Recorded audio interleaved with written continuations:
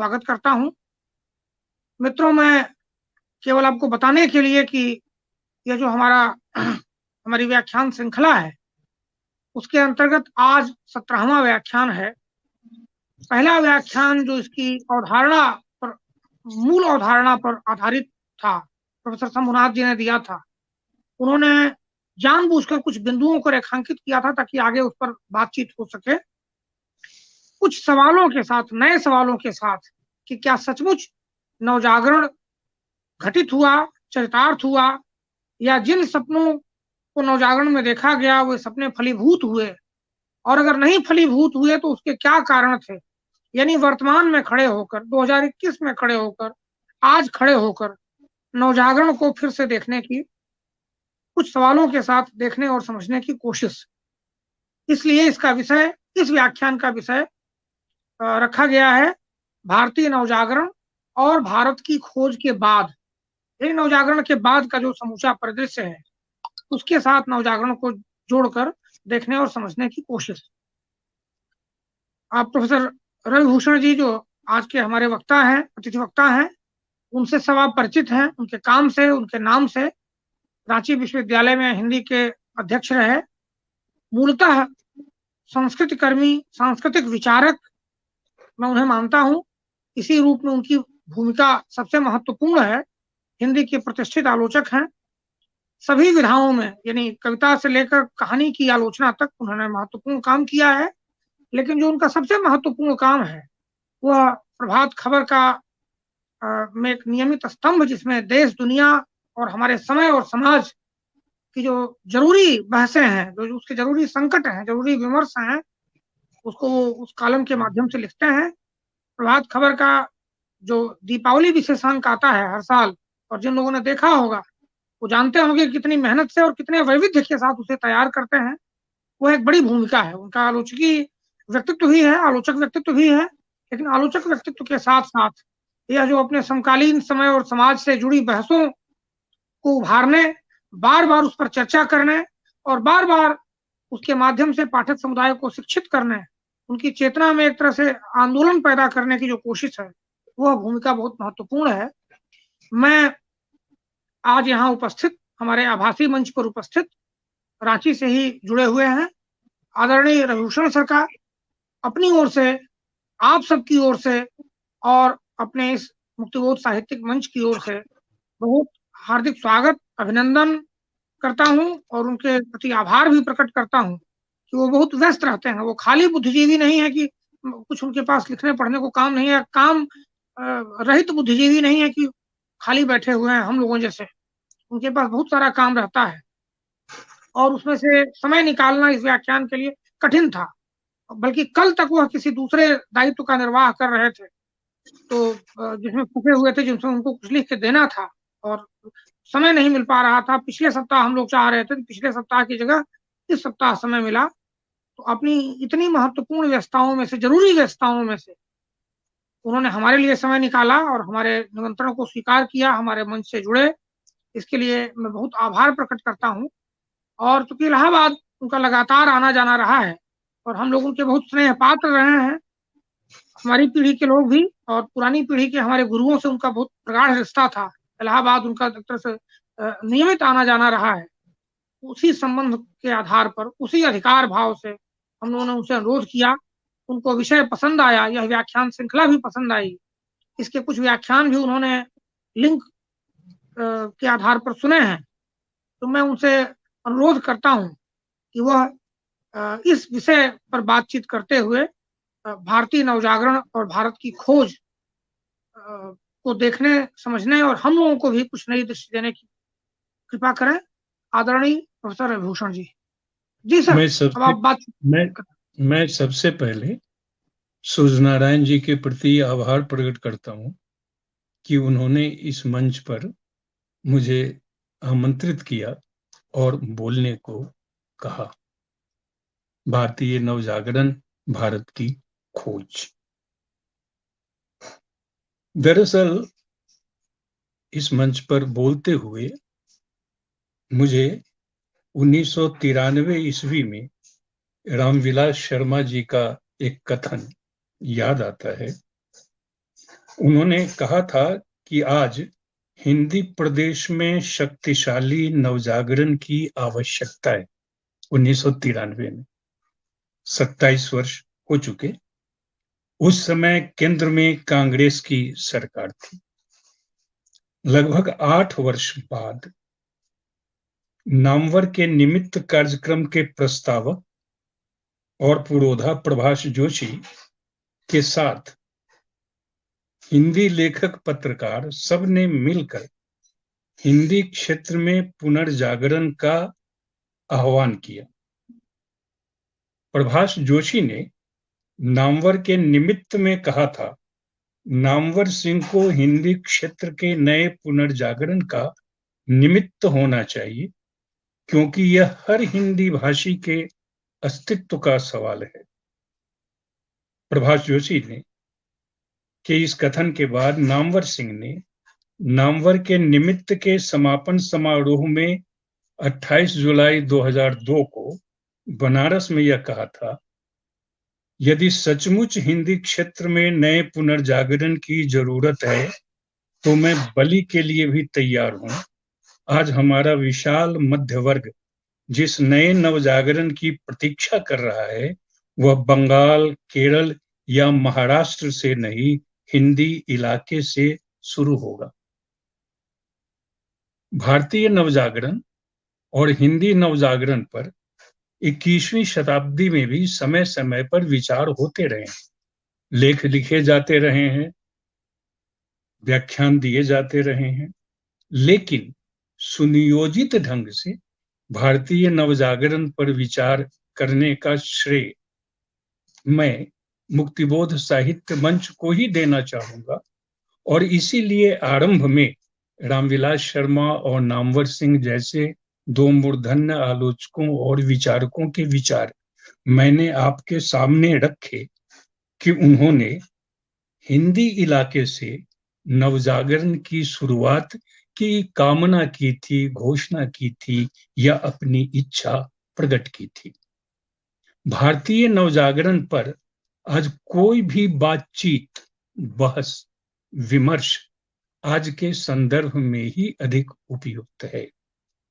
कल 23 जनवरी को नेताजी सुभाष चंद्र बोस के जन्मदिन के आयोजन पर एक सरकारी कार्यक्रम में जय श्री राम के नारे लगे थे और परसों 26 जनवरी के गणतंत्र दिवस के अवसर पर हमारे देश के किसान ट्रैक्टर परेड करने जा रहे हैं। इन 2 तारीखों के बीच आज 24 तारीख को मैं आप सबके सामने अपनी कुछ चिंताएं, शंकाएं, परेशानियां और विचार भी थोड़ा ही सही आपके सामने रखना चाहूंगा। भारतीय रेनेसां पर अकादमिक ढंग से मुझे ऐसा लगता है कि बोलने का आज उतना अधिक महत्व नहीं है जितना अधिक 30-40 वर्ष पहले तक था। 30-40 वर्ष पहले तक भारतीय नवजागरण या इंडियन रेनेसां पर चर्चाएं होती रही थी, अब भी चर्चाएं हो रही हैं, लेकिन आज हमें ऐसा लगता है कि भारतीय नवजागरण को जब लगभग 2 शताब्दी हो रही है, राजा राम मोहन राय से शुरू करके अगर हम चले आज तक के समय को देखें या मुख्यतः 19वीं और 20वीं शताब्दी को हम रखें, तो एक बड़ा सवाल यह उठता है कि हम इस भारतीय नवजागरण को कैसे देखें। थोड़ा हमें इतिहास में भी, पृष्ठभूमि में भी जाना पड़ेगा। भारतीय नवजागरण भारत की खोज के बाद पर विचार करते हुए, क्योंकि भारत की खोज या डिस्कवरी ऑफ इंडिया यह जवाहरलाल नेहरू की किताब के बाद जो है यह ज्यादा महत्वपूर्ण हुआ। बड़ी बात यह है कि भारत की खोज एक भारतीय ने ही की, एक भारतीय द्वारा भारत की जाने वाली खोज का उस समय जो अर्थ था जाहिर है 21वीं शताब्दी के तीसरे दशक के आरंभ में क्या वही अर्थ है या उससे कुछ भिन्न? भारत की खोज 1944 में अप्रैल सितंबर के बीच अहमदनगर की जेल में नेहरू ने अंग्रेजी में लिखा था, जो आजादी के पहले 14 नवंबर 1946 को प्रकाशित हुआ था। ये 20वीं शताब्दी का चौथा दशक इतिहास की दृष्टि से, संस्कृति की दृष्टि से, राजनीति की दृष्टि से और आर्थिकी की दृष्टि से भी आज भी एक गंभीर विवेचन की मांग करता है।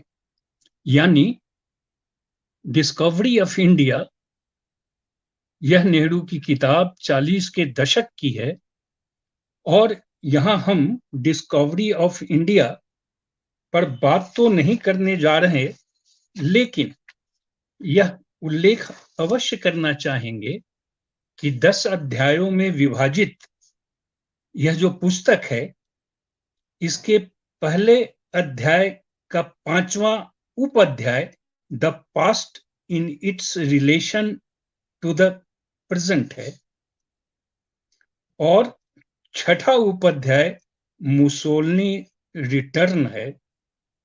इसके तीसरे अध्याय के दूसरे के पहले उपाध्याय का शीर्षक the panorama of India's past है और दूसरे उपाध्याय का शीर्षक नेशनलिज्म एंड इंटरनेशनलिज्म है। मैं नहीं जानता कि प्रेमचंद के जो अधिकारी विद्वान है, उन्होंने उनके लेख राष्ट्रीयता और अंतर्राष्ट्रीयता को जवाहरलाल नेहरू की डिस्कवरी ऑफ इंडिया में नेशनलिज्म एंड इंटरनेशनलिज्म जो है उससे जोड़कर देखा है या नहीं देखा है। तो मुख्य सवाल यह है कि हम भारतीय नवजागरण को आज कैसे देखें।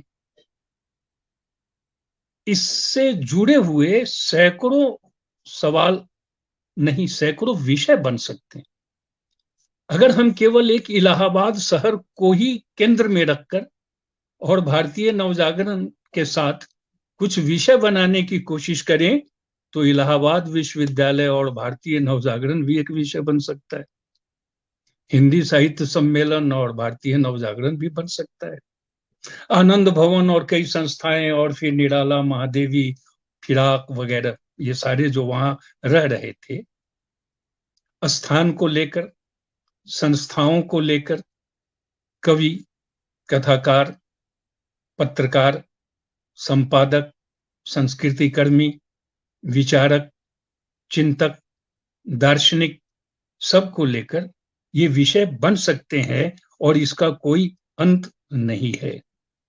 लेकिन इस प्रकार के विषय का अपना महत्व है, लेकिन हमें ऐसा लगता है कि भारतीय नवजागरण को एकांगी दृष्टि से या खंडित दृष्टि से देखने की आवश्यकता है या क्या। सैकड़ों किताबें हैं और अभी के समय में भारतीय नवजागरण पर बात करते हुए हमें यह अवश्य ध्यान देना चाहिए कि जो दक्षिणपंथी शक्तियां हैं उनका ध्यान भी इधर है। मैं आपके समक्ष केवल 2 पुस्तकों का उल्लेख करना चाहता हूं। हिंदुत्व एंड नेशनल रेनेसां, ये सुब्रमण्य स्वामी की पुस्तक है जो 2010 में प्रकाशित हुई थी। दूसरी पुस्तक Ayodhya Ram temple and Hindu renaissance, ये सुब्रमण्यम स्वामी और सत्यपाल सभरवाल की पुस्तक है। इन 2 पुस्तकों का उल्लेख मैंने केवल इसलिए किया कि हम जिसे भारतीय नवजागरण कहते हैं, उस भारतीय नवजागरण की ओर दक्षिणपंथी शक्तियां पूरी तरह से अपना ध्यान दी हुई हैं और वो इंडियन रेनेसां को हिंदू रेनेसां में घटित करने के लिए यथासंभव अपने ढंग से कोशिश कर रही हैं। ऐसे समय हम भारतीय नवजागरण पर जो बात करें वह इसे ध्यान में रखते हुए कि केवल उसकी गौरव गाथा ही प्रस्तुत नहीं करें, हमें आज ऐसा लगता है कि भारतीय नवजागरण के प्रति कहीं अधिक क्रिटिकल होने की आवश्यकता है। यह एक सांस्कृतिक कर्म भी है, सामाजिक कर्म भी है, बौद्धिक कर्म भी है और एकेडमिक भी है। यानी जब अभी इस समय कॉरपोरेट हिंदुत्व अलायंस, जिस पर प्रभात पटनायक थोड़ा अधिक बल देते हैं,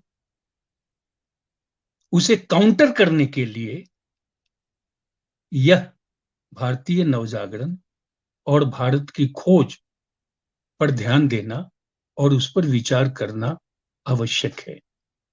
यह एक फौरी कार्यक्रम के तहत है, यह एक सांस्कृतिक आवश्यक कार्यक्रम है हमारे समय का कि हम अभी तक भारतीय नवजागरण को देखने और समझने की जो एक दृष्टि इतिहासकारों द्वारा, समाज वैज्ञानिकों द्वारा, विचारकों और चिंतकों द्वारा, संस्कृति कर्मियों द्वारा जो निर्मित की गई थी, विकसित की गई थी, उस दृष्टि से देखें। क्या वह दृष्टि एक ही थी या वो भिन्न दृष्टियां थी? जो भारतीय इतिहासकार, आधुनिक भारत के इतिहासकार भारतीय नवजागरण को देख रहे थे या देख रहे हैं, उनकी दृष्टि एक ही रही है या उनकी भिन्न दृष्टियां रही है? यह एक बहुत गंभीर और व्यापक विचार की मांग करता है, जिसके लिए यहां समय नहीं है। लेकिन फिर भी यह सवाल तो हमारे सामने तना हुआ और टंगा हुआ तो है ही कि हम भारतीय नवजागरण को समग्र दृष्टि से देखें, एकांगी दृष्टि से देखें, खंड दृष्टि से देखें, कैसे देखें और भारत की खोज का अर्थ क्या है? हम भारत की खोज कहां से करें, कैसे करें? क्योंकि जैसे हम भारतीय नवजागरण पर बात करते हैं, उसी के बाद राष्ट्रीय स्वाधीनता आंदोलन पर भी बात करना हमारे लिए लाजमी हो जाता है।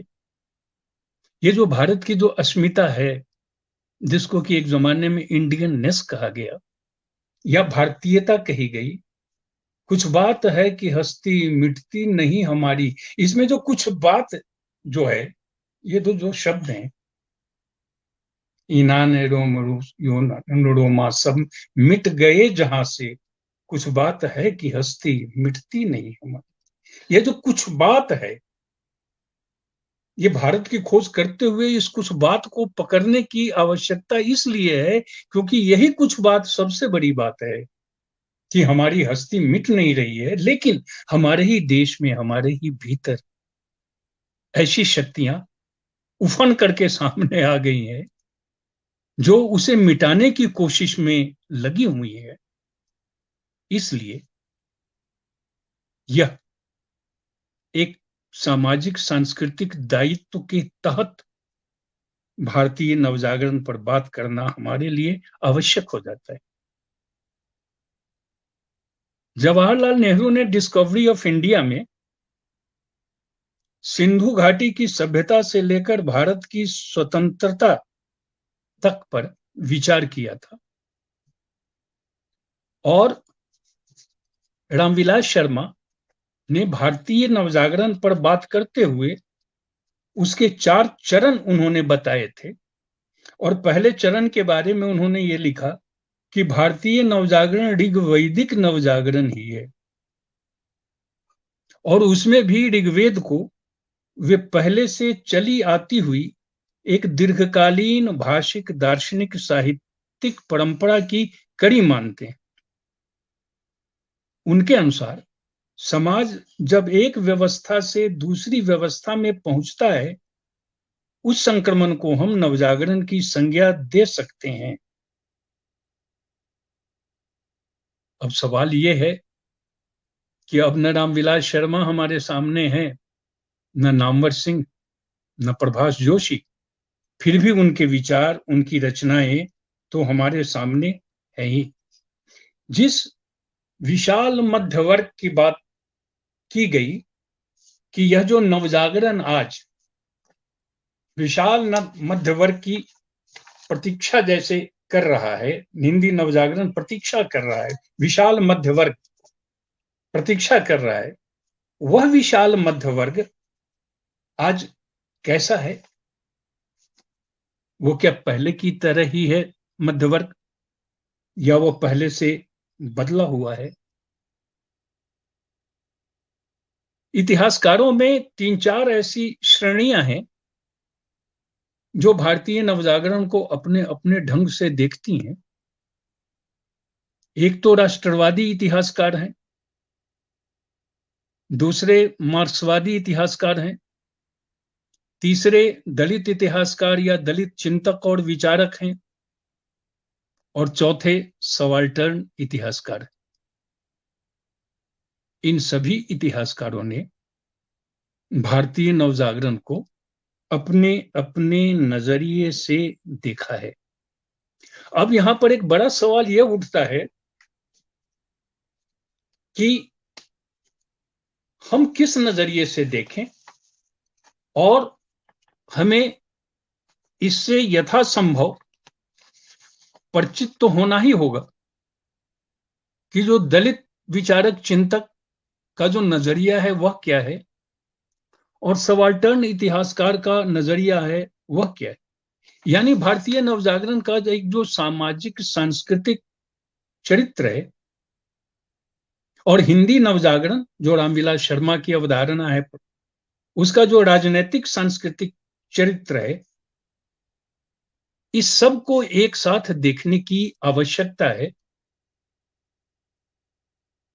क्योंकि बंगाल का नवजागरण, हिंदी का नवजागरण, मराठी का नवजागरण, गुजरात का नवजागरण, और दक्षिण राज्यों में कहें तो तमिल नवजागरण या केरल का नवजागरण या आंध्र प्रदेश तेलुगु भाषा और साहित्य का जो नवजागरण है, और कन्नड़ का, या थोड़ा और यहां से हट करके अगर पूर्वी उत्तर प्रदेश और उड़ीसा वगैरह की ओर चले जाएं और उसे देखें, तो इन सबों में विविधता है, और विविधता होने के बाद भी एकता है। यह जो विविधता में जो एकता है, यह विशेष महत्वपूर्ण है। आज जब इतिहास की दुर्व्याख्या की जा रही है, तब यह आवश्यक हो जाता है कि इतिहास की तथ्यपरक ढंग से एक समुचित व्याख्या की जाए। भारतेंदु हरिश्चंद्र ने 19वीं शताब्दी में जब स्वत्व निज भारत गहे के साथ निज भाषा उन्नति की भी बात कही थी, तो आज 100-150 वर्ष के बाद निज भाषा उन्नति का क्या अर्थ है? स्वत्व निज भारत गहे का आज क्या अर्थ है? यानी ये शायद नामवर सिंह ने कहा है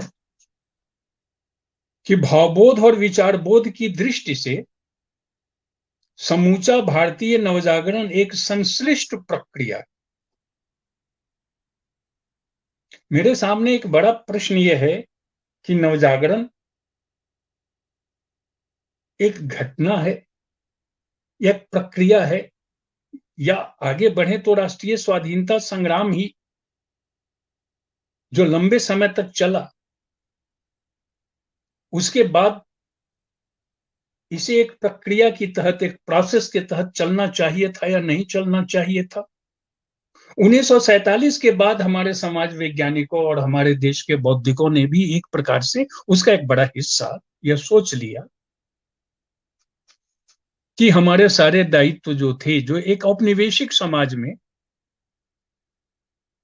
विचारकों, कवियों, लेखकों और बौद्धिकों के जो दायित्व होते हैं, संस्कृति कर्मियों के, वे समाप्त हो गए, या अगर नहीं समाप्त हो गए तो बहुत घट गए, कम गए।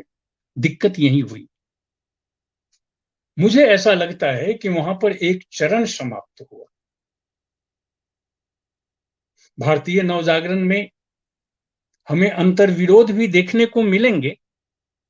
अब आप ये देखें कि आज जो भारतीय लोकतंत्र है वो क्या सचमुच चार खंभों पर टिका हुआ है? कार्यपालिका, विधायिका, न्यायपालिका और प्रेस, या इसके अलग इसके कुछ दूसरे चार खंभे हैं? मुझे तो ऐसा लगता है कि ये जो चार खंभे हैं इससे अलग हट करके आज जिन चार खंभों पर यह देश टिका है उसमें एक तो मोदी शाह हैं, दो खंभे, और दूसरे अडानी अंबानी हैं, दो खंभे, चार। गांधी और जिन्ना दोनों गुजराती थे, लेकिन बाद में वो एक दूसरे से भिन्न कैसे हो गए? गुजरात में दुर्गाराम मेहता ने मानव धर्म की स्थापना 1844 में की थी। इस मानव धर्म सभा के पहले केवल बंगाल में ब्रह्म समाज की स्थापना 1828 में हुई थी और इसके बाद प्रार्थना समाज की स्थापना 1867 में और आर्य समाज की स्थापना 1875 में हुई। एक एक आर्य समाज हो तब, प्रार्थना समाज हो तब, या मानव धर्म सभा हो तब गुजरात का, उस पर भी विचार किया जाना चाहिए। क्योंकि जब 1844 में दुर्गाराम मेहता ने मानव धर्म सभा की स्थापना की तो उन्हें ये पता नहीं था, उस समय वे सोच भी नहीं सकते थे, उस समय वे क्या सोच नहीं सकते थे, ये तो गांधी और पटेल भी नहीं सोच सकते थे कि जिस तरह से हम आज प्रमुख हैं या प्रमुख रूप में एक रोल अदा कर रहे हैं, साथ साथ कंधे से कंधे मिला करके, उसी तरह से कंधे से कंधे मिला करके इसी गुजरात के मोदी और शाह भी एक रोल अदा करेंगे। गुजरात में सामाजिक सुधार गतिविधियों का नेतृत्व किया था दुर्गाराम मेहता ने। वे समाज सुधारक थे, निबंधकार थे, साहित्यकार थे और शिक्षक थे। 19वीं सदी में जो सामाजिक धार्मिक सुधार आंदोलन चला उनमें से एक प्रमुख मानव धर्म सभा जब 1844 में सूरत में अकेले दुर्गाराम मेहता ने नहीं, दादोबा पांडुरंग तरखड़कर और कुछ अन्य लोगों ने जब उसकी स्थापना की तब इस सभा का मुख्य उद्देश्य लक्ष्य सच्चे धर्म के सकारात्मक पक्ष को उजागर करना था। 21वीं शताब्दी में यह सच्चा धर्म कैसे गुम हो गया है और इस प्रकार से जो एक धार्मिक कट्टरता है वो धार्मिक कट्टरता कैसे आ गई है। इस संगठन ने एकेश्वरवाद की अवधारणा स्वीकारी थी। गुजरात में जातिवाद को छोड़ने, विधवा पुनर्विवाह को प्रोत्साहित किया था, अंधविश्वास को समाप्त करने में एक प्रमुख भूमिका का निर्वाह किया था, जादू टोना और कुप्रथाओं से बचने में अग्रणी भूमिका अदा की थी। 19वीं शताब्दी में के समाज सुधारक जब अंधविश्वास को दूर करने के लिए प्रयत्नशील थे तो अचानक ये 150-200 वर्ष के बाद के भारत में ऐसा क्या हो गया कि जिस अंधविश्वास को दूर करने में दाभोलकर सक्रिय थे उन्हें ही गोली मार दी गई। ये कैसे हुआ? ये क्यों कर हुआ? ये अचानक हुआ या इसके कुछ बीज हमारे समाज में, वो चाहे गुजरात हो तब या हिंदी क्षेत्र हो तब, उसमें पहले से वो मौजूद थे। यह नवजागरण शब्द दिया हुआ है रामविलास शर्मा का और रामविलास शर्मा ने एक लोक जागरण भी दिया भक्तिकालीन कवियों के लिए। बंकिम चंद्र चट्टोपाध्याय ने उसे वे भारतीय नवजागरण का दूसरा चरण मानते हैं। रामविलास शर्मा की जो नवजागरण कालीन स्थापना है या जो दृष्टि है, उस पर प्रश्न करने वाले को सुनना चाहिए, हमें पढ़ना भी चाहिए, लेकिन उसके साथ हमें बंकिम चंद्र चट्टोपाध्याय के 1880 के एक लेख निबंध बांग्लार इतिहास संबंधे कई कटी कथन पर भी ध्यान देना चाहिए, जिसमें उन्होंने 15वीं शताब्दी में भारत के सांस्कृतिक जागरण की बात कही है। 15वीं शताब्दी में, और यह बताया है कि 15वीं शताब्दी में यूरोप कहीं अधिक असभ्य था। बंकिम ने 15वीं शताब्दी में भारत के सांस्कृतिक जागरण और रेनेसां की बात कही। अब यहां पर एक दूसरा सवाल यह उठता है कि उस लोक जागरण का, भक्तिकालीन लोक जागरण का इस आधुनिक नवजागरण से कोई संबंध है या नहीं है। इस संबंध में मुझे ऐसा लगता है कि जब भी लोग सोचेंगे या सोच रहे होंगे, तो इसमें दोनों चीजें हमें देखने को मिल सकती हैं। धार्मिक चेतना के कारण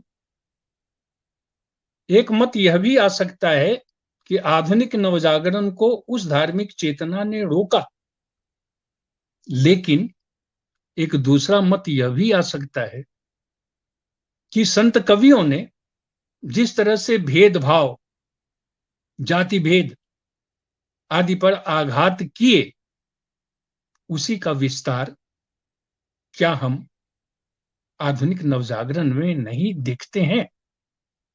मेरे कहने का अर्थ केवल इतना ही है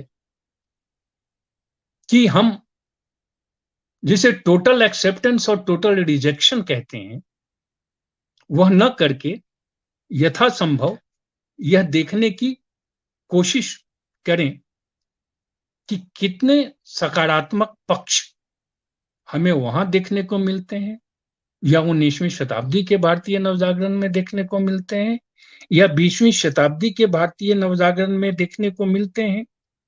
और यह जो सकारात्मक पक्ष है, यह सकारात्मक पक्ष, इस सकारात्मक पक्ष के अंतर्गत ही कई प्रकार के हमें द्वंद्व भी दिखाई पड़ेंगे। वो चाहे परंपरा और आधुनिकता का द्वंद्व हो, अर्थात 19वीं शताब्दी भारतवर्ष की का एक संक्रांति काल था। एक ट्रांजिशन पीरियड जो होता है, उसमें कई चीजें होती हैं। इसलिए यूरोपीय रेनेसां से भारतीय नवजागरण की तुलना करना बेमानी है, उसका कोई अर्थ नहीं है। भारत में यूरोप की तरह द एज ऑफ रीजन कभी नहीं आया पिछले 1000 वर्ष में।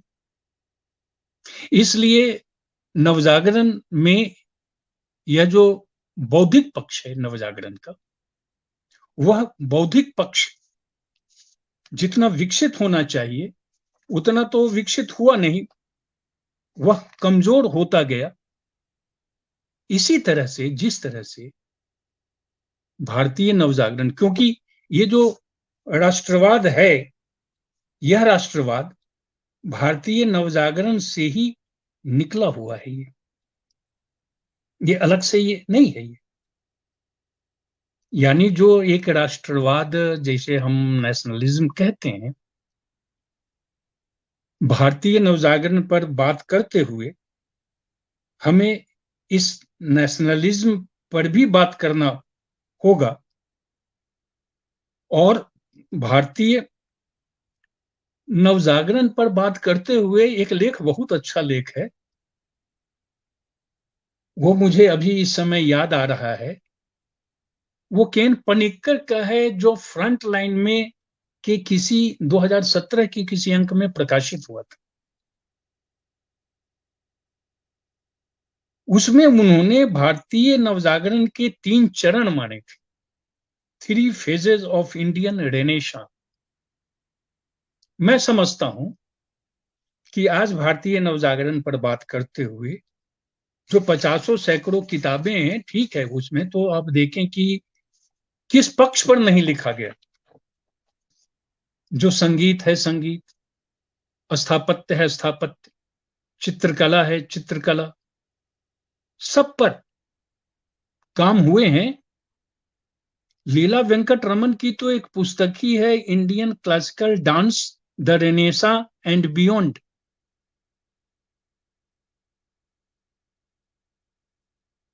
मेरे कहने का मतलब है कि जितनी कलाएं हैं उन सबको लेकर के काम हुआ है। बहरहाल जो भी हो, मैं केवल ये कहना चाहता हूं कि इस लेख को थोड़ा उस पर ध्यान देना चाहिए। केन पनिक्कट बड़े इतिहासकार हैं। उन्होंने अपने उस लेख में 3 phases ऑफ इंडियन रेनेसां में अब तक के इतिहास को, जो भारत का आधुनिक इतिहास है, उसको उन्होंने टेलोलॉजिकल व्यू से लिखा माना है, यानी एक उद्देश्य परक दृष्टि से वो उस पर प्रश्न करते हैं। यानी भारतीय नवजागरण पर बात करते हुए क्या हमारे सामने पहले से कोई एक उद्देश्य बना होता है? ये वो जो एक डोमिनेंट फैक्टर है, जो भले हमें ऊपर से दिखाई नहीं पड़े, लेकिन कहीं ना कहीं वो हमारे अवचेतन में मौजूद है। तो पनिक्कर का मानना यह है कि इस भारतीय रेनेसां के अध्ययन के लिए इस उद्देश्य परक दृष्टि से प्रस्थान आवश्यक है, क्योंकि सबका ये जो दलित दृष्टि है, इतिहास दृष्टि, वह यह कहती है कि उसमें तो ब्राह्मणों की जो है सो विशेष भूमिका रही। लेकिन फिर इंडियन रेनेसां में अगर हम महाराष्ट्र में ही जाएं, ज्योतिबा फुले वगैरह के पास, तो हम वहां ब्राह्मणवाद के खिलाफ, या फिर तमिलनाडु में जाएं, तमिल नवजागरण में, तो वहां हम उसके खिलाफ हम देखते ही हैं, ब्राह्मणवाद के खिलाफ। भारतीय नवजागरण का कोई एक रंग, एक स्वर और एक स्वरूप नहीं है। बंगाल के नवजागरण से महाराष्ट्र का, गुजरात का, दक्षिण राज्य का, हिंदी प्रदेश के नवजागरण की भिन्नता है। और जैसा मैंने पहले कहा कि इस भिन्नता में भी एक अभिन्नता है, जिससे हम भारतीय नवजागरण को खंडित रूप में न देख करके समग्र रूप में देख सकते हैं। आज कहीं अधिक बौद्धिक हस्तक्षेप की आवश्यकता है, क्योंकि जिस हिंदी नवजागरण की हम बात करते रहे हैं, उसको अब हिंदू नवजागरण में रिड्यूस करने की कम कोशिश नहीं हुई। इस नवजागरण का, भारतीय नवजागरण का, स्वाधीनता आंदोलन से सीधा संबंध है। और इस समय जब हमारी स्मृति पर प्रहार हो रहा है, हमसे हमारा विगत, हमारी परंपरा का वह जो सार्थक, मूल्यवान और सकारात्मक पक्ष है, जब उससे छीना जा रहा है या उसको जब डिस्टोर्ट किया जा रहा है, जब हमारी स्मृति को विलुप्त करने की तरह तरह से टेक्नोलॉजी की भी दृष्टि से निरंतर प्रयत्न किए जा रहे हैं, वैसे समय में अपनी स्मृति रक्षा के लिए भारतीय नवजागरण, भारत की खोज, राष्ट्रीय स्वाधीनता आंदोलन, यह सब आवश्यक है। यह हिंदी प्रदेश में, हिंदी पट्टी में, जैसे हम उत्तर भारत कहते हैं, ये जितना अधिक आवश्यक है उतना अधिक देश के अन्य हिस्सों में नहीं है। यह इसलिए है कि जो मुक्तिबोध साहित्य मंच के साथी हमारे इलाहाबाद के हैं, वो इलाहाबाद विश्वविद्यालय उत्तर भारत का पहला विश्वविद्यालय था, जिसे ऑक्सफोर्ड कहा जाता था। आज उसकी क्या स्थिति है? आज का बीएचयू कल के बीएचयू से कितना भिन्न है? आज का लखनऊ विश्वविद्यालय कल के लखनऊ विश्वविद्यालय से कितना भिन्न है? नागरी प्रचारणी सभा, साहित्य सम्मेलन प्रयाग, बिहार का राष्ट्रभाषा परिषद, ये सब आज कहां है? इसलिए भारतीय नवजागरण पर बार बार बार बार विचार और राष्ट्रीय स्वाधीनता संग्राम पर बार बार विचार एक फौरी आवश्यकता के तहत हमें ध्यान दिलाता है। विचार करना आवश्यक है हमारे लिए, क्योंकि जब नवजागरण का केंद्रीय मूल्य स्वाधीनता है और हमारी स्वाधीनता पर ही प्रहार हो रहा है, बोलने की जो आजादी है, बोलने की आजादी ही खत्म की जा रही है, तो क्या सामाजिक, क्या सांस्कृतिक, क्या आर्थिक, क्या राजनीतिक, सभी जो स्वाधीनता है वे सभी स्वाधीनता खत्म हो रही हैं। ऐसे समय यह मेरा केवल अकादमिक दायित्व नहीं है, यह सामाजिक सांस्कृतिक दायित्व है कि इस नव उदारवादी अर्थव्यवस्था, न्यू लिबरल इकोनॉमी के दौर में हम किस तरह से हम जिन विषयों पर अपना ध्यान केंद्रित करते हैं उसे समग्रता में देखने की कोशिश करें।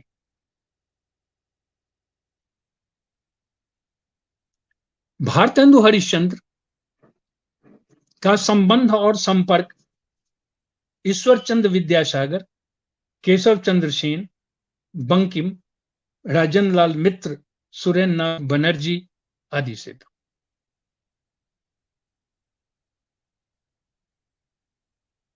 और महावीर प्रसाद द्विवेदी का संबंध मराठियों से था। माधवराव सप्रे ने जो कार्य किया था हम वो देखें।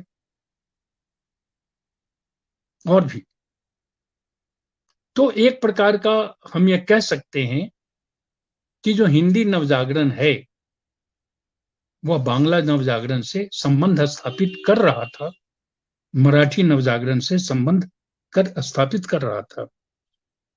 भारतीय नवजागरण का एक धार्मिक रूप है, भारतीय नवजागरण का एक सांस्कृतिक रूप है, भारतीय नवजागरण का एक राजनैतिक रूप है, भारतीय नवजागरण का एक सामाजिक और सुधारवादी रूप है। सुविधा के लिए हम इस पर अलग अलग भी विचार कर सकते हैं और समग्र रूप में भी हम ध्यान देने की कोशिश कर सकते हैं। भारतीय नवजागरण में बंगाल के रेनेसा में मुख्य रूप से जो लोग आए उनमें से ज्यादा भद्र लोग थे, वो सामान्य जन नहीं थे। अब यह जो भद्र लोग है, यह जो शिक्षित मध्य वर्ग है, वो जनजीवन को बदलना तो चाहता था, लेकिन सामान्य जीवन से जो उसके संबंध संपर्क जितनी गहनता के साथ बनने चाहिए उतने तो वे बन नहीं सके। यानी शिक्षित मध्य वर्ग या भद्रलोक जिसे बंगाल में कहा जाता है, वह सामान्य जन से कितना जुड़ा रहा।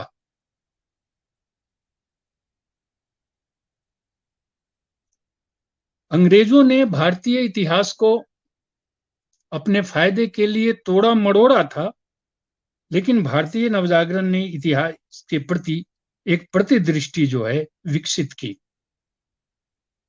ईसाई मिशनरियां आ गई थी तो ईसाई मत फैल रहा था, तो धर्म का विरोध करने के लिए भी कहीं कहीं ये धार्मिक रूप आया, लेकिन उसकी आलोचना भी होती रही।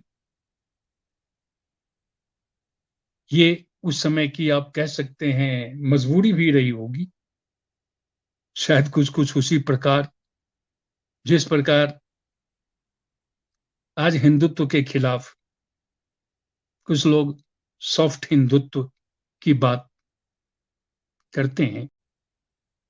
नहीं, ये मध्य वर्ग की जो बात थी और शिक्षा का जो प्रश्न था, वो थोड़ा सा मतलब, अगर हम पहले चलें इसी बातचीत के क्रम में ही एक पृष्ठभूमि के तहत, तो मुझे लगता है कि वो कोई अवान्तर प्रसंग नहीं होगा, क्योंकि समय अभाव के कारण हम उसे बहुत जोड़ भी नहीं पाएंगे, लेकिन कुछ चीजों का उल्लेख करना मुझे लगता है कि थोड़ा सा आवश्यक है।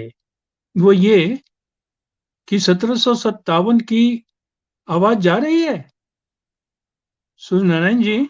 आ, आ रही है सर, आ रही है। हाँ, आवाज जब साफ आ बंद हो, रही है। हाँ, तो थोड़ा सा हम पहले हम चलें, क्योंकि यहाँ पर मध्य वर्ग आ गया, शिक्षित वर्ग या शिक्षित समुदाय आ गया, तो थोड़ा सा पहले हमें लगता है कि जाना चाहिए।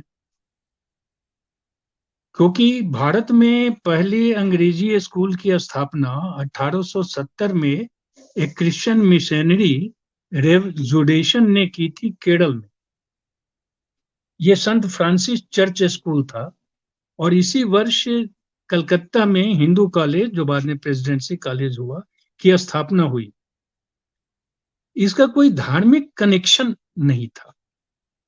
इसके पहले 10 जुलाई 1800 में फोर्ट विलियम कॉलेज की स्थापना हो चुकी थी। और ये हमेशा हमें याद रखना चाहिए कि जब 1798 में लॉर्ड वेलेस्ली भारत का तीसरा गवर्नर जनरल बना, तब उसने कोर्ट ऑफ डायरेक्टर्स को बिना सूचना दिए फोर्ट विलियम कॉलेज की स्थापना की घोषणा की थी, और यह कहा था, द कॉलेज मस्ट स्टैंड और द एम्पायर मस्ट फॉल। यह जो वाक्य है, इसे हमें ध्यान में रखना चाहिए कि द कॉलेज मस्ट स्टैंड और द एम्पायर मस्ट फॉल। तो कॉलेज से एम्पायर का संबंध कंपनी का या उसमें के गवर्नर जनरल का। उसी तरह प्रेसिडेंसी कॉलेज के अगले वर्ष श्री रामपुर कॉलेज 1818 में खोला गया, जो दूसरा सबसे पुराना कॉलेज था। अगर हम केवल इसका एक शिक्षा से इसके संबंध को देखें, या जिस तरह से लड़कियों के स्कूल जो है सो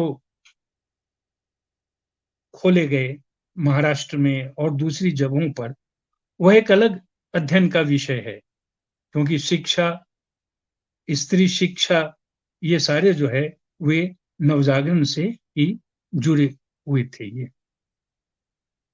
अब सवाल यह है कि 1885 में कांग्रेस की स्थापना के बाद, यह एक सवाल है मेरा, कि 1885 में कांग्रेस की स्थापना के बाद क्या भारतीय नवजागरण एक दूसरे क्षेत्र में प्रवेश करता है, या इसमें कुछ हमें परिवर्तन देखने को मिलते हैं? क्योंकि जो समाज सुधार से जुड़े जो संगठन थे, या जो समाज सुधार वाले जो कार्यक्रम थे, वह एक राजनीतिक पार्टी के आ जाने के बाद वो धीरे धीरे धीरे धीरे घटते गए या कमते गए, जब तक कांग्रेस की स्थापना नहीं हुई थी। और ये फिर एक अलग सवाल है कि ह्यूम ने इसकी क्यों स्थापना की थी 1885 में, वगैरह वगैरह। तो 1885 के बाद भारतीय नवजागरण का भारतीय राजनीति से एक संबंध, या राष्ट्रीय स्वाधीनता आंदोलन से एक सीधा संबंध जो है वह जुड़ता हुआ हमें दिखाई देता है। उसके पहले भी है। रामविलास शर्मा ने तो 1857 को ही हिंदी नवजागरण का पहला चरण माना है। और क्या अजीब स्थिति है ये कि उस 1857 में जो लड़ने वाले सिपाही थे, वे किसान के बेटे थे। और आज जो दिल्ली का बॉर्डर पर जो किसान मौजूद हैं, उनके बेटे जो हैं वह सेना में। 1885 में कांग्रेस की स्थापना के बाद यह भारतीय नवजागरण राष्ट्रीय स्वाधीनता आंदोलन के रूप में हमारे समक्ष उपस्थित होने लगता है। और फिर 1885 से 1900 तक अगर हम थोड़ा सा एक छोटा मोटा कालखंड अपनी सुविधा के अनुसार बना करके देखने की कोशिश करें, और फिर 1900 से 1920 तक जब तक कि गांधी का आगमन नहीं होता है तब तक हम इसको दूसरे रूप में देखते हैं।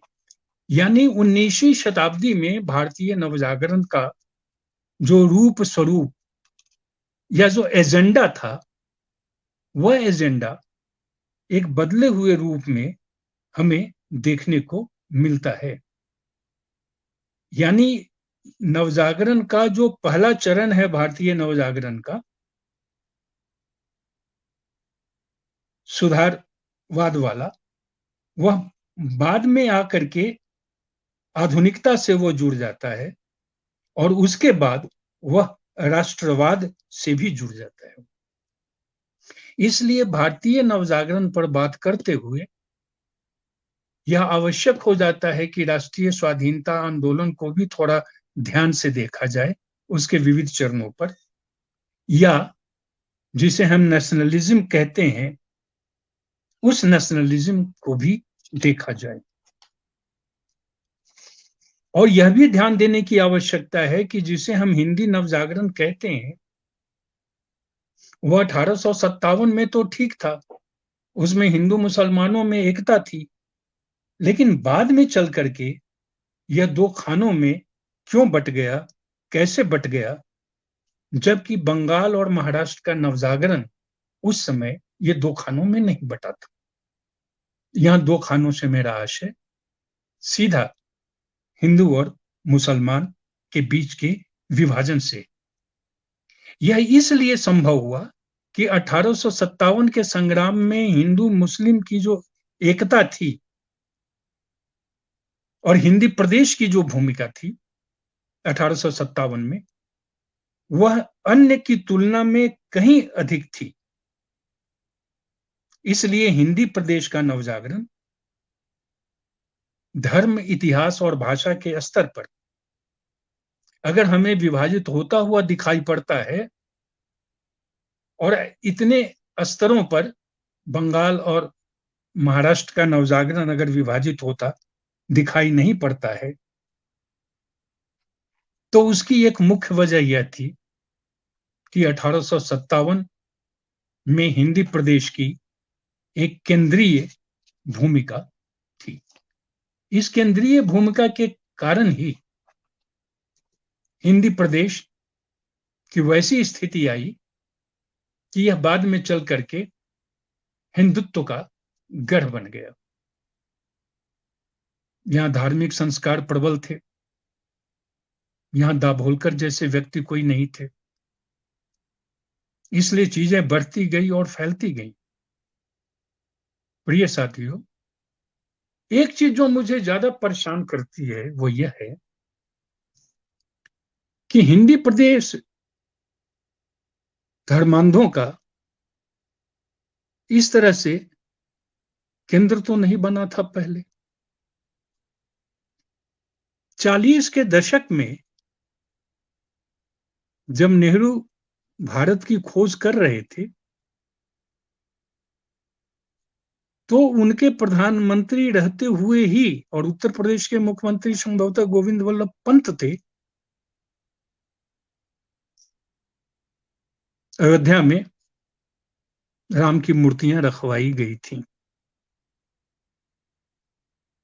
लेकिन उसके बाद भी जब तक नेहरू रहे 1964 तक या उसके बाद भी 1980 तक, ऐसी शक्तियां जिसे हम हिंदुत्ववादी कहते हैं वो इतनी प्रबल नहीं थी।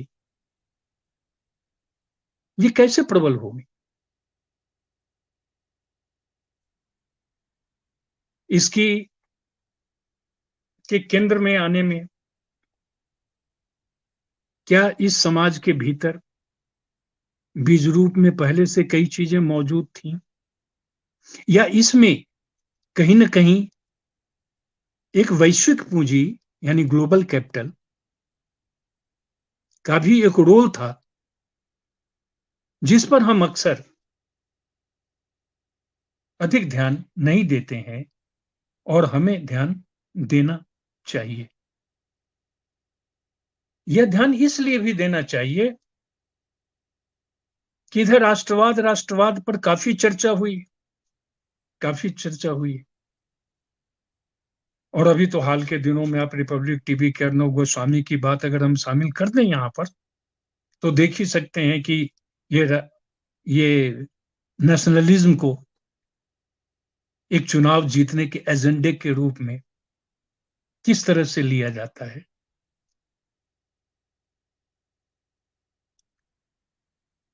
एक बड़े अर्थशास्त्री हो गए हैं रूडोल्फ हिल्फरडिंग, उन्होंने वित्तीय पूंजी की विचारधारा को, यानी जो फाइनेंस कैपिटल है जिसमें हम सभी लोग जिस दौर में रह रहे हैं, उसकी विचारधारा को नेशनल आइडिया का गुणगान कहा था कि ये ग्लोरीफाई करता है ये नेशनल आइडिया। ये जो फाइनेंस कैपिटल है, वित्तीय पूंजी, जिसे मैं आवारा, लुच्ची, लफंगी, बदमाश, शैतान पूंजी वगैरह वगैरह मैं कहता आ रहा हूं एक लंबे समय से, उसकी अपनी एक विचारधारा है ग्लोबल कैपिटलिज्म की। इस विचारधारा को हिल्फरडिंग ने यह कहा है कि यह नेशनल आइडिया का यह वित्तीय पूंजी गुणगान करती है। यहां नेशन जो है वह वित्तीय पूंजी से अभिन्न हो जाता है।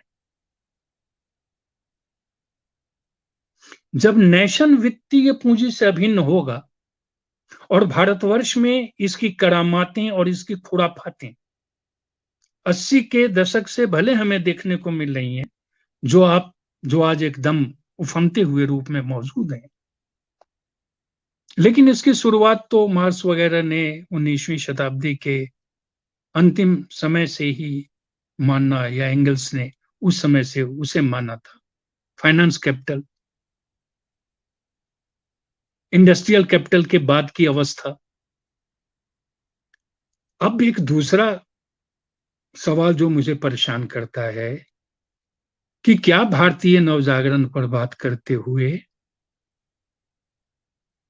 हमें यह जो पूंजी है उसको उससे जोड़कर यथासंभव देखने की थोड़ी बहुत भी कोशिश करनी चाहिए, न चाहिए, या वह बिल्कुल गलत होगी? इस पर मैंने अभी ध्यान नहीं दिया है। आप सभी सुधी जनों के समक्ष में ये रख रहा हूं।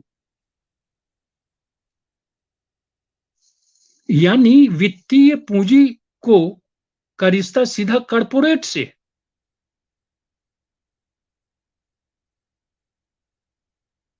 और इसे कॉर्पोरेट पूंजी भी कहते हैं। तो नेशन से जो रिश्ता जनता का है वह खत्म हो जाता है और नेशन से रिश्ता वित्तीय पूंजी का बन जाता है। नवजागरण से जो रिश्ता बना था, या नेशनल मूवमेंट्स में जो जनता की भागीदारी थी, वह कैसे खत्म हो जाती है, जनता कैसे दूसरे तीसरे स्तर पर चला जाता है, निचले स्तर पर, और वित्तीय पूंजी जो है वह मुख्य भूमिका में आ जाती है। यानी नेशन से जनता से अलगाव, यानी नेशन लोगों से ऊपर हो जाता है। भारतीय नवजागरण सही अर्थों में जन जागरण बनने से रह गया। अगर भारतीय नवजागरण जन जागरण नहीं बन पाया तो निश्चित रूप से इसकी कुछ वजहें रही होंगी। हमें उन वजहों पर भी ध्यान देना चाहिए। राष्ट्रीय स्वाधीनता आंदोलन एक खास समय तक ही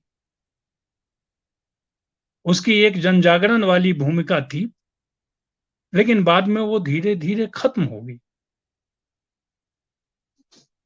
और ये सब सुनियोजित ढंग से ये हुआ।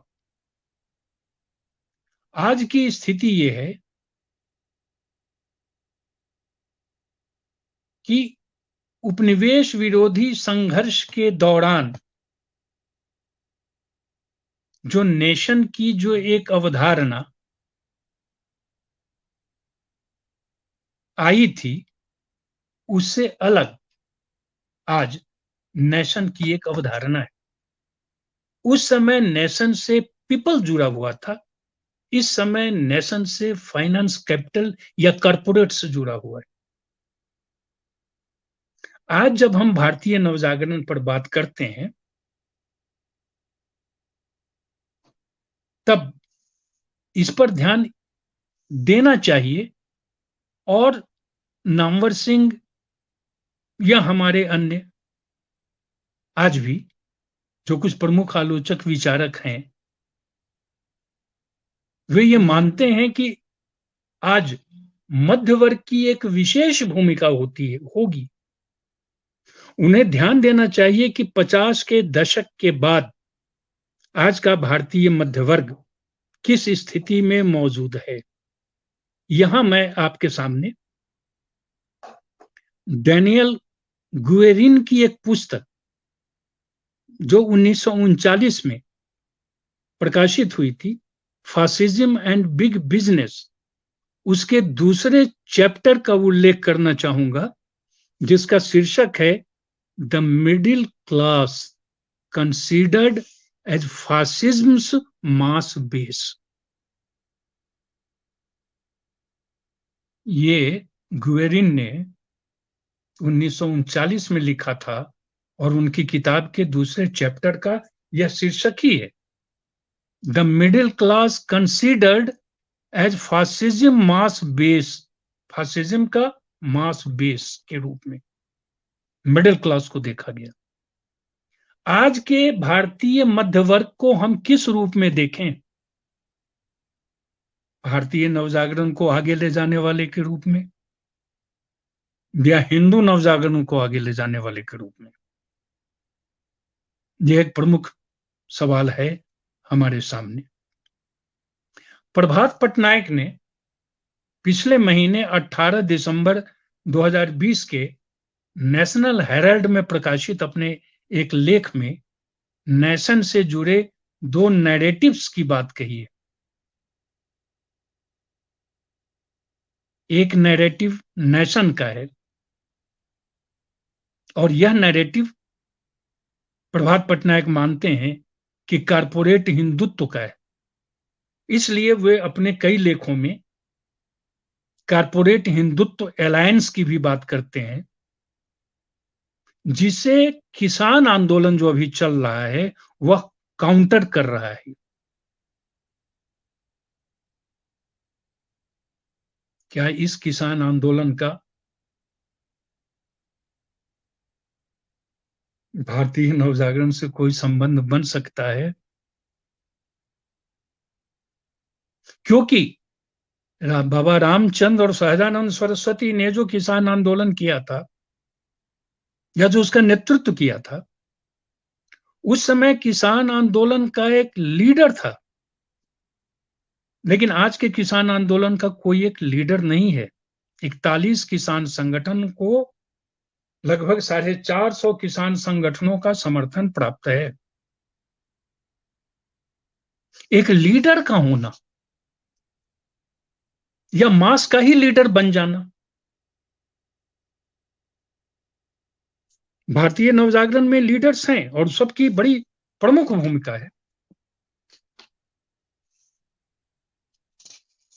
लेकिन मास ही लीडर बन जाए ऐसी चीज हमें वहां देखने को नहीं मिलती। तो ये सारे कई सवाल हैं कि हम भारतीय नवजागरण को कैसे देखें, समझें, खंडित विखंडित रूप में, फ्रेगमेंटेड रूप में। हिंदी नवजागरण, बांग्ला नवजागरण, गुजराती, मराठी, तमिल, मलयाली, तेलुगु, कन्नड़ आदि नवजागरण के रूप में। सामाजिक, सांस्कृतिक, सोशियो कल्चरल या राजनैतिक, सामाजिक, राजनैतिक के रूप में। यह भारतीय नवजागरण हमसे एक नई दृष्टि की भी मांग करता है और यह कहीं ना कहीं हमें जैसे प्रेरित भी करता है कि हम जो छूट चुके हुए हैं 200 वर्ष पहले, उसे आओ कुछ शुरू कर दो। क्या आज के समाज में भारतीय नवजागरण की कोई आवश्यकता है या नहीं है? क्योंकि वर्तमान समय में नवजागरण पर भी प्रहार हो रहा है। रविन्द्रनाथ ठाकुर तो नेशन और नेशनलिज्म के खिलाफ थे और उन्होंने भारत को नेशन न कहकर एक आइडिया कहा था। अब देखें जहां जहां ये नवजागरण हुआ, हिंदी क्षेत्र में, हिंदी क्षेत्र की आज दशा देख लीजिए। उत्तर प्रदेश हो, बिहार हो, झारखंड हो, जो मराठी में रेनेशा को नवनिर्मितीचा काल कहते हैं, वहां आज महाराष्ट्र में देख लीजिए। गुजरात को तो हम सब देख ही चुके हुए हैं। तमिलनाडु में भी देखिए कि आज की क्या स्थिति है। मैं केवल कहना यह चाहता हूं कि यह जो समाज सुधार का या सांस्कृतिक, बौद्धिक और कलात्मक जो आंदोलन था, यह राजा राममोहन राय को भारतीय नवजागरण का जनक कहा गया, अग्रदूत माना गया। तो यह एक इतिहास का एक चैप्टर है, इस पर हम विचार करते रहेंगे। लेकिन एक नए चैप्टर खोलने की आवश्यकता है या नहीं है, मेरे सामने बड़ा प्रश्न ये है आज के समय में, और खास करके इस हिंदी प्रदेश में जो पूरी तरह से हिंदुत्ववादी शक्तियों का घर बन चुका हुआ है। अगर आंकड़ों की दृष्टि से आप विचार करें तो 2014 के चुनाव में भारतीय जनता पार्टी को जो बहुमत के 282 मिले थे सांसद, उसमें 182 सांसद हिंदी बेल्ट के थे। ये गढ़ है और यही कारण है कि हमने आरंभ में रामविलास शर्मा का उदाहरण आपके सामने रखा, रामविलास शर्मा जी का रखा कि हिंदी प्रदेश में शक्तिशाली नवजागरण की आवश्यकता है। इस शक्तिशाली नवजागरण की आवश्यकता है क्योंकि मुझे ऐसा नहीं लगता यह 17वां इस भारतीय नवजागरण और भारत की खोज का यह हम समझते हैं कि आज 17वां दिन है। मैं 17वें व्यक्ति के रूप में आपके सामने उपस्थित हूं। 17 बार दुनिया के किसी भी देश के किसी भी हिस्से में भारतीय नवजागरण के विविध पक्षों को लेकर कोई बातचीत की गई हो, हमें ये देखने को नहीं मिलता। भारतीय नवजागरण के 3 चरण की जो चर्चा पनिक्कर कहते हैं, लेकिन पनिक्कर ने अपने उस लेख के अंत में एक वाक्य बड़े मजे की और बड़े पते की कही है। वह यह है,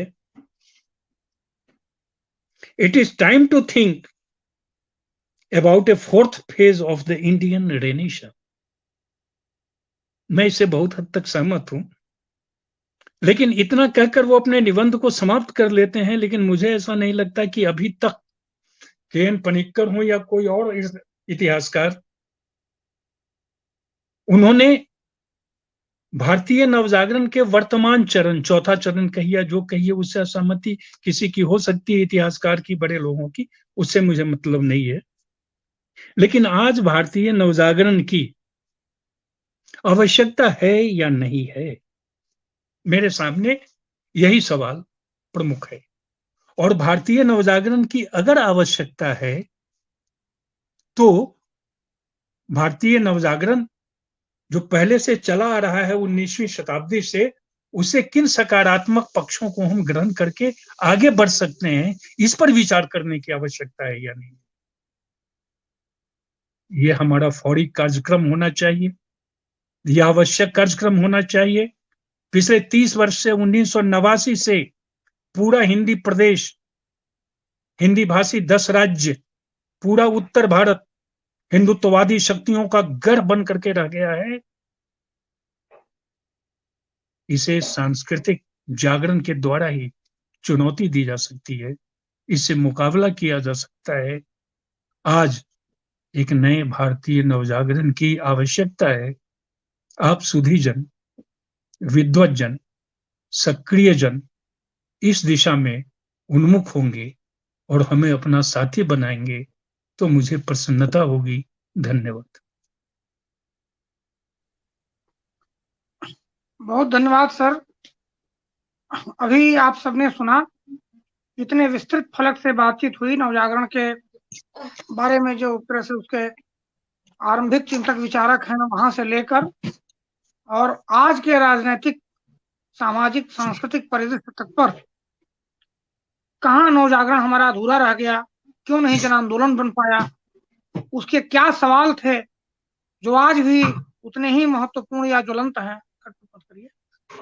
और किस तरह से अभी एक नवजागरण का जो एक नया चरण शुरू होना चाहिए, वो चौथा चरण हो, पांचवा चरण हो, तीसरा चरण हो, चरण की संख्या अलग हो सकती है, लेकिन आज रामविलास शर्मा के हवाले कहा और आज के सामाजिक राजनीतिक स्थितियों का रेखांकन करते हुए कहा कि कैसे वो नवजागरण जो 19वीं शताब्दी 20वीं शताब्दी में घटित हुआ था, जिसके विभिन्न पक्षों पर हम लोगों ने यहाँ आज के पहले के व्याख्यानों में चर्चा की, उसमें एक अधूरापन था और वह तब तक नहीं पूरा होगा जब तक वह उस दौर के उठाए गए सवाल, किसानों के, मजदूरों के, स्वाधीनता के, जनता की मुक्ति के, संप्रभुता के, राज्य की संप्रभुता के, धर्मनिरपेक्षता के, वह सारे सवाल जिस रूप में आज एक एक करके उनकी परिणतियां जिस रूप में हमारे सामने दिखाई दे रही हैं, उन्होंने जिन 4 खंभों को, न्यायपालिका और विधायिका और कार्यपालिका की पत्रकारिता, उनके जगह जो नए 4 खंभे हैं,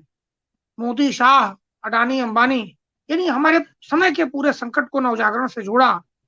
क्या इस संकट के लिए भी नवजागरण में कोई सूत्र है या नवजागरण जिम्मेदार है, या वो नवजागरण अगर सचमुच पूरा हो गया था तो यह सब कहां से आया, या नहीं पूरा हो पाया था तो वो उसके क्या अवरोधक थे, कौन से अवरोधक तत्व थे, कैसे भारतीय नवजागरण, हिंदी नवजागरण और भारतीय नवजागरण और हिंदी नवजागरण हिंदी क्षेत्र में हिंदू नवजागरण में तब्दील हो रहा है, और उसका वित्तीय पूंजी से और ग्लोबल पूंजी से क्या रिश्ता है इस समय, उन सबको सर ने बहुत ही एक तरह से एक सूत्र में पिरोने की कोशिश की। यहाँ 1 घंटे में इतने लंबे फलक पर 1 सवा घंटे में बात संभव नहीं है। उन्होंने केवल इशारे किए, बहुत सारे लेखों के और पुस्तकों के हवाले दिए, लेकिन जो अंतिम महत्वपूर्ण बात उन्होंने की वह जो उनकी मान्यता है कि अगर नवजागरण जन आंदोलन नहीं बन पाया और जब तक नवजागरण को हम अकादमिक विमर्श से बाहर लाकर जन आंदोलन का हिस्सा नहीं बनाएंगे और एक सांस्कृतिक चुनौती नहीं देंगे इन नव राष्ट्रवादियों और हिंदू राष्ट्रवादियों को, तब तक हमारे नवजागरण का कार्यभार, उसका दायित्व अधूरा रहेगा। और मुझे लगता है कि उसी को बलपूर्वक रेखांकित कर रहे थे। कोई बहुत ऐसे सवाल यहाँ नहीं आए हैं जिनमें फिर से बातचीत हो सके। किसी ने, कृष्णचंद्र चौरसिया ने जानना चाहा है कि नवजागरण, भारतीय नवजागरण और यूरोपीय नवजागरण अलग अलग कैसे हैं, उनकी क्या, उनके बिलगाव के जानना वो चाह रहे होंगे कि उनके बीच अंतर क्या है, भारतीय नवजागरण और यूरोपीय नवजागरण का चरित्र कहाँ अलग होता है या कहाँ मिलता है। उनका, मुझे लगता है कि उनके प्रश्न पूछने का आशय यही रहा होगा। एक यह महत्वपूर्ण प्रश्न आया है, किसी एक ने पूछा था धर्म की भूमिका के बारे में, जिसका जवाब आपने दे ही दिया था। भारतीय नवजागरण में वो धर्म की क्या भूमिका रही है, वो सवाल कहीं था, दिख नहीं रहा है, लेकिन वो उस सवाल का जवाब आपने दे दिया था। यह भारतीय और यूरोपीय नवजागरण के बीच के अंतर को जानना चाहते हैं, कृष्णचंद्र चौरसिया जानना चाहते हैं। हाँ चौरसिया जी, बहुत धन्यवाद, नमस्कार। दरअसल ये भिन्नता ये है कि देखिए, यूरोपीय नवजागरण के समय आप वहां देखेंगे तो विज्ञान की एक बड़ी भूमिका थी, चर्च से उसकी सीधी लड़ाई थी। भारतीय नवजागरण में इस तरह की कोई बात नहीं थी।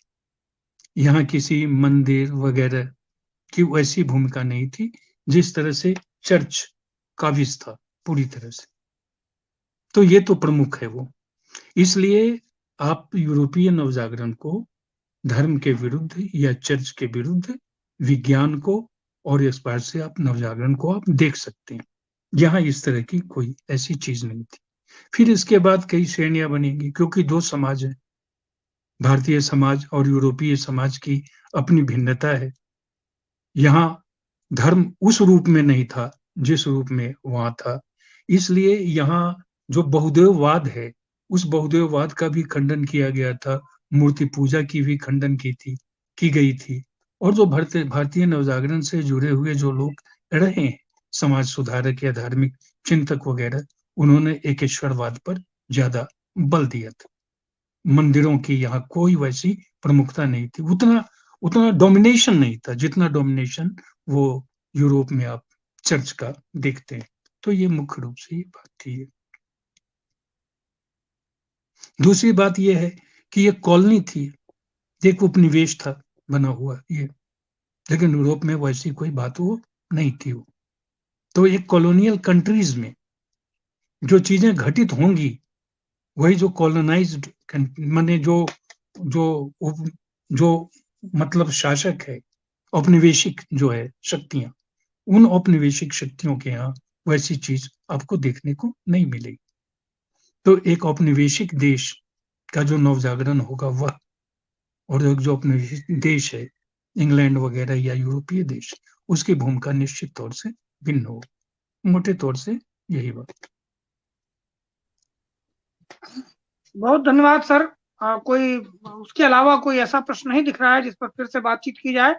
आपने खुद ही इतने प्रश्न खड़ा किए हैं, और जो इन प्रश्नों का जो महत्व है पुनर्विचार के लिए, कि हम नवजागरण को उसके पूरे संदर्भ के साथ, पूरे परिप्रेक्ष्य के साथ फिर से देखें, उसके अंतर विरोधों को भी पहचाने, उसके सीमाओं को भी पहचाने, और जो उसका अधूरा कार्यभार था उसको भी पहचाने, और उसे केवल अकादमिक विमर्श तक सीमित न रखें, बल्कि आज के सांस्कृतिक आंदोलन से जुड़े लोगों को उस अधूरे कार्यभार को पूरा करना चाहिए। इस संदेश के साथ आपने इसको खत्म किया है। मुझे लगता है कि यह संदेश महत्वपूर्ण है, और यह हम लोगों के लिए भी आगे विचार विमर्श के लिए जरूरी और महत्वपूर्ण साबित होगा। हम लोग पुनः इस दृष्टि से कुछ और व्याख्यान कराएंगे, कोशिश करेंगे कि यह सवाल फिर आ सके, और लोगों की क्या राय बनती है उससे हम आपको अवगत भी कराएंगे। हमारे साथ जुड़ने के लिए, यह चर्चा करने के लिए, हमारा निमंत्रण स्वीकार करने के लिए, और एक बहुत सारगर्भित और बहुत महत्वपूर्ण बातचीत करने के लिए मैं अपनी ओर से, अपने सभी साथियों की ओर से जो प्रत्यक्ष और प्रत्यक्ष यहाँ जुड़े हुए हैं या हमारी सहायता करते हैं, मैं उन सब की ओर से आपके प्रति इस वक्तव्य के लिए बहुत आभार प्रकट करता हूं, और उम्मीद करता हूं कि यह प्रश्न जीवित रहेंगे, यह वक्तव्य या यह बातचीत आज यहाँ अभी विराम पाती है, पर यह प्रश्न हमारे भीतर, हम सबके भीतर मौजूद है। बहुत आभार सर। धन्यवाद सूर्यनारायण जी, धन्यवाद, बहुत धन्यवाद सभी साथियों को और आपको।